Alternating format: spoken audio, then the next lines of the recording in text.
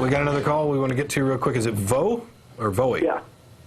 Vo? Hey, guys. I've been watching your show for a while off and on, and it just sort of occurred to me that, you know, people who say they believe in God, you know, they're talking about belief. It seems really difficult to prove it, you know, in a conventional sense one way or another. So how you guys seem pretty morally certain that there is no God. I mean, it seems to me, ironically, that requires a leap of faith, because how can you know that? I wouldn't say I'm morally certain.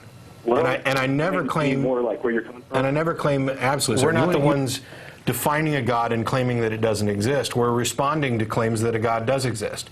Now, it's kind of what it sounds like. What you're saying is this argument that it takes more faith to be an atheist than it does to be a theist. Maybe not more, but maybe just as much. But it's not. Does it take more faith to disbelieve the claims about Bigfoot than it does to believe them? Well, that's an interesting point.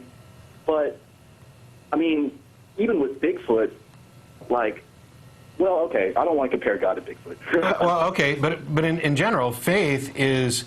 There are a number of ways in which we go about determining what is believable or not to each of us. It's the philosophical field of epistemology. What counts as evidence? What counts as belief? Knowledge is a subset of belief that may in fact be called justified true belief. All of these things are important. But in reality, on a day-to-day basis, what we do is we analyze claims through this heuristic that we've developed.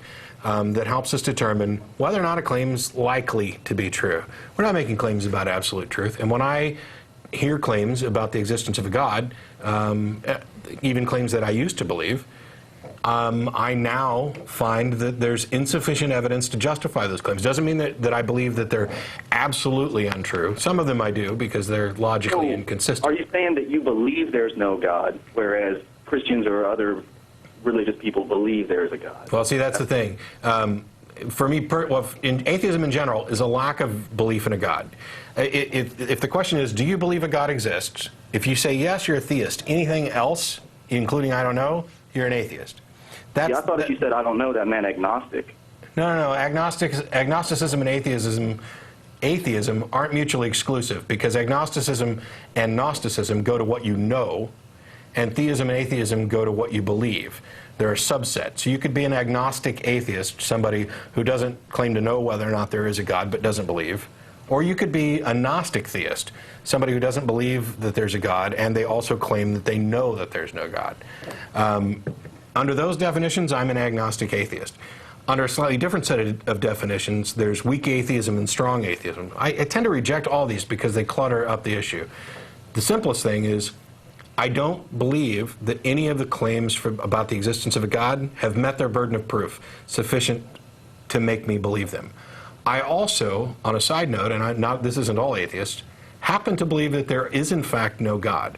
And the reason for this, that actually is a position that I would have to justify. It's not faith-based because I don't believe it for no reason. I don't believe it without good reason. But I also don't believe it to justify a negative in general rhetorical terms. Yes, and that's the thing. I'm not claiming this to an absolute certainty because I realize that this. Well, it's not true that you can't prove a negative, but this type of negative would require exhaustive knowledge. But I don't view knowledge that way. Do you believe that there are pixies, for example? I'm not sure. Okay. I mean, I believe it, no, but I'm not certain of it. Do you believe that leprechauns exist? I've seen some short Irishmen before. I don't know. Okay. I think I smell where you're coming from. Okay. I don't believe that leprechauns exist. And I would, under any conventional day-to-day colloquial definition, say, I know there's no such thing as leprechauns. I'm not claiming to absolutely know for certain that nowhere in the universe, at no time, did a leprechaun actually exist. I'm talking about things in practical terms, in terms that are useful.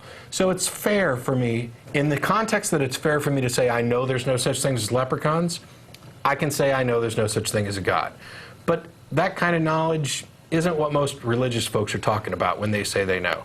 And because of that, I just simply say I don't happen to have a belief in a God. I don't believe that a God exists. But see, that's why they call them believers. They're not so much trying to talk about knowledge in a Right. practical sense. They're talking about belief, which Right. is exactly the same thing. But they can still be wrong. And the bigger thing isn't just whether or not they can prove their case or whether somebody can disprove it. Your beliefs inform your actions. I don't mind if somebody, like I said before, I have plenty of friends who have beliefs in gods, various gods and various religions. I don't have a problem with that. Well, I have some small problem because I prefer that people, be able to justify their beliefs with something more than, personal experience or, faith evidence. But maybe that's an unrealistic expectation because... Why? Why? It applies for everything. Name one thing besides religious belief where that would be an unrealistic expectation. Well, I mean, Bzz. other people don't necessarily have to feel like they want to justify their beliefs, but you do. I don't see why that's Yes, important. because I care whether or not my beliefs are true. If you don't care, if you just want to believe what's comfortable and feels good, that's fine.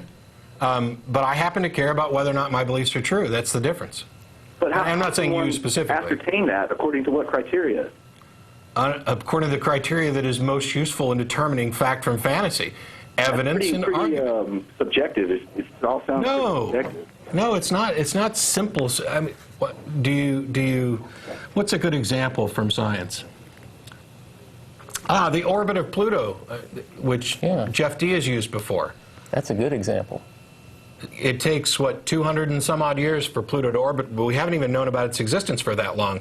So how do we know that it actually orbits? How do we know that it's ever completed a full orbit, or that it ever will?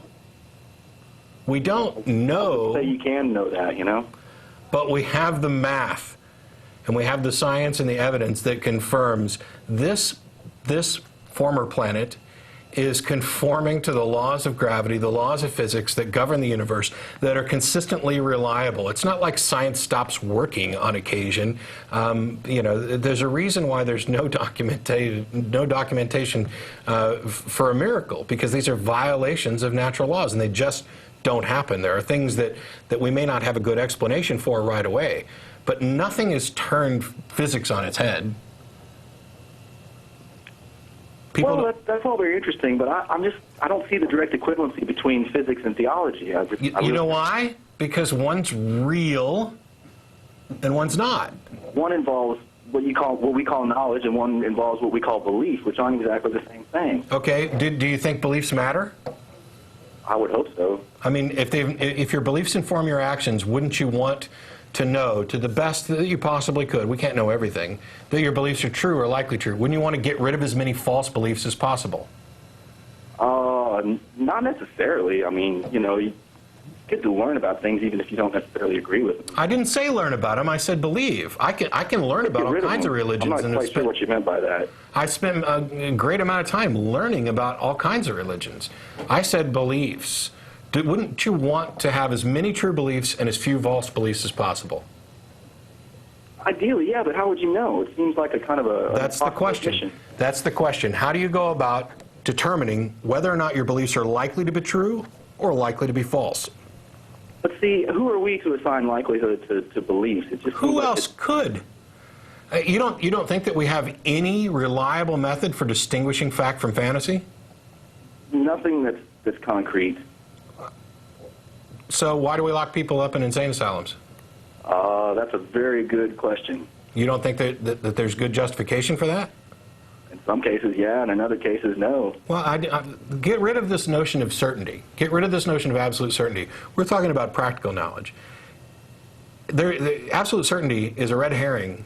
Oh, I can't know for sure. Well, of course, you can't know anything for sure. So how can Does you that know mean we don't? there's no God? How can you know for sure? No. Because I'm not claiming absolute certainty. I'm claiming within the context of reality that is useful, that is a matter of common discussion, that there is insufficient evidence to justify belief for me.